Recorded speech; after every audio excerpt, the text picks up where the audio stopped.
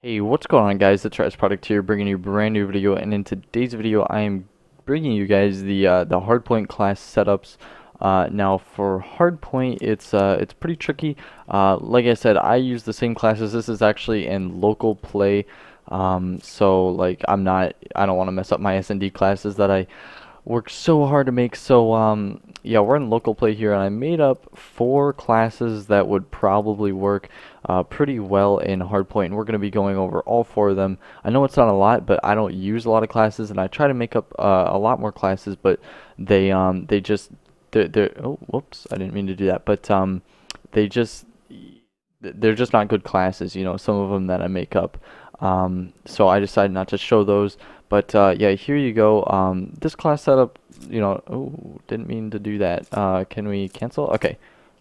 Wait, you still have a data copy if you proceed to. Okay, whatever. Okay, so we have this class right here. Now the perks are going to be the same for pretty much all the classes. Attachments on the bow are going to be the same. Now this is pretty much like an anchor class. You have overclock, so you can get from hill to hill super quick. And I love overclock, like I said in the last class setup video. By the way, if you haven't seen that, there will be an annotation on the screen or a link in the description. But yeah, double stuns are pretty much standard. You can swap them out, usually for hardpoint. Now, this is very important. Usually for hardpoint, you're going to want to have the same equipment that your teammates have, so you want to communicate with your team and use the same equipment that they're using. Now, you might think it's good to mix it up a little bit, but if you come in there with 8 stuns and you throw 8 stuns at the hill, what do you think is gonna happen? Yeah, they're gonna get destroyed. If you throw 8 semtexes, if you throw like 2 stuns, 2 semtexes, I mean, what really is that gonna do? I mean, sure, you might get a lucky kill or something, but overloading it with the same amount of equipment is really, really good. So that's important. Now moving on to the next class, this is going to be your objective class. If you are a die-hard objective player and all you do is play the objective, this is going to be what you're going to want to use. I chose overclock. You can swap this out for trophy system. Now, I don't like trophy just because I hate having to press that thing on your wrist, and it's just pretty annoying for me. And so yeah, I use overclock pretty much all the time. You can get from hill to hill really easily. Now we don't have fast hands on because we couldn't fit it in, especially with flak jacket. Flak jacket is really, really good because grenades are very, very strong in this game. You can't dodge a grenade. Like, I don't know how to explain it.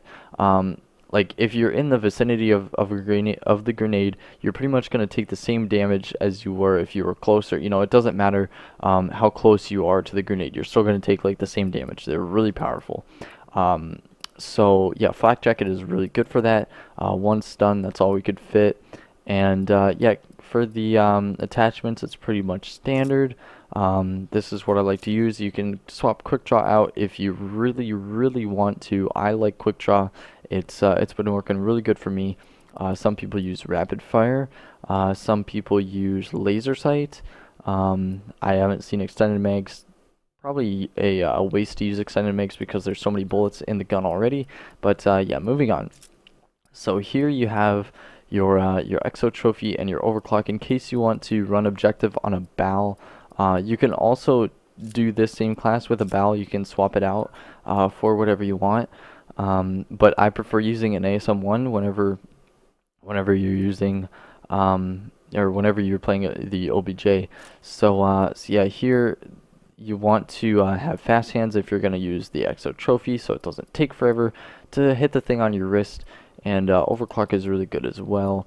Moving on, actually not moving on. One thing that you can do with this class is if you're playing Biolab or let me look. If you're playing Biolab or maybe probably just Biolab, to be honest. I'm looking at the maps right now, but you can swap it out for hover, and hover is really good in Biolab. It's good for the first hill. It's good for the last hill. It's good for the third hill. Yeah, the third hill, which is in blue, and yeah, it works pretty well for Biolab. I don't use it, but you might find some liking to it.